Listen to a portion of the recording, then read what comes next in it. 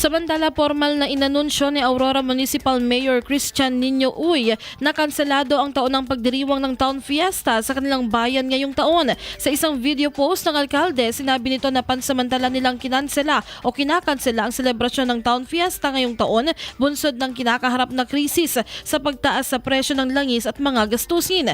Dahil dito, sinabi ni Mayor Uy na sa halip na gamitin ang pondo sa pagdiriwang ng Town Fiesta, ilalaan na lamang nila ito sa mahalagang programa at tulong na direktibang mapapakinabangan ng mga mamamayan ng Aurora. Sa kabila nito, hindi pa rin umano nawawala ang kanilang pasasalamat sa poong may kapal. Kaya naman isang taimtim na Thanksgiving Mass ang isasagawa upang mag-alay ng dasal at pag-asa. Sa huli, nagpapasalamat ang alkalde sa pangunawa ng kanyang nasasakupan sa malaking desisyon na ito para sa kanilang bayan. Magandang araw po sa ating lahat. Gusto ko pong ipaalam sa inyong lahat na ang 2026 Town Fiesta po natin ay pansamantala po nating ikinakansela.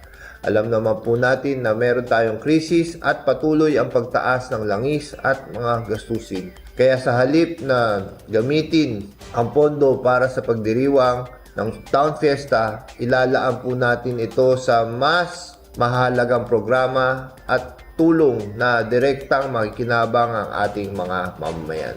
Gayunpaman, hindi po mawawala ang ating pasasalamat at magkakaroon po tayo ng isang Thanksgiving Mass bilang pag-alay ng dasal at pag-asa.